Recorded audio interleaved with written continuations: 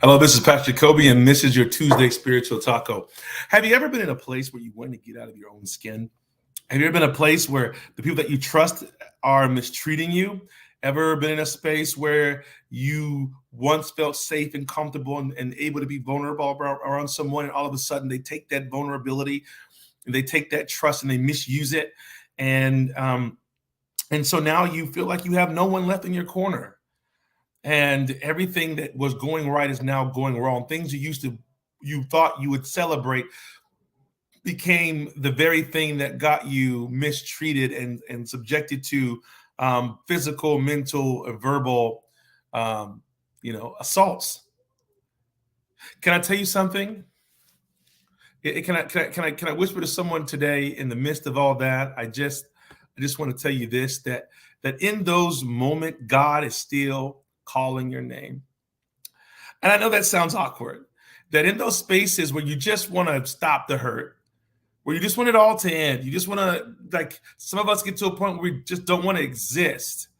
It's a moment that I can tell you that in Scripture we see with Hagar. Read the story. It's a very similar text. She's out of nowhere. God finds her by a well, alone and pregnant, in Genesis chapter 16.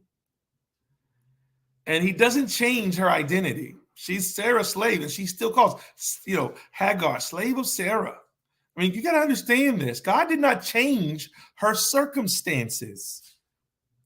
He just reminded her that there's a promise within the circumstance, that she was included in the promise that God made for Abram, that she was a part of that he had a plan for what was growing inside of her, that he had a plan for her.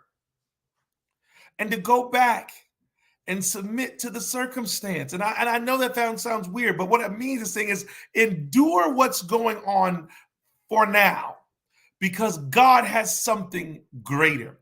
Wait on God. The route that you're going to escape it is not an escape, but what God has in store for you. If you still hear him calling your name in the midst of the weeping, in the midst of the getting away, in the midst of how she felt, Hagar says this: I have now seen the one who sees me. This is the first time in Scripture we hear that God even has a name, and it's El Roi, the God who sees me. Can you imagine the first name we hear that God gets is from a person that just want to get away from it all, that is dealing with trauma, escaping, and yet in the midst of the moment and the greatest weakness, here's the voice of God.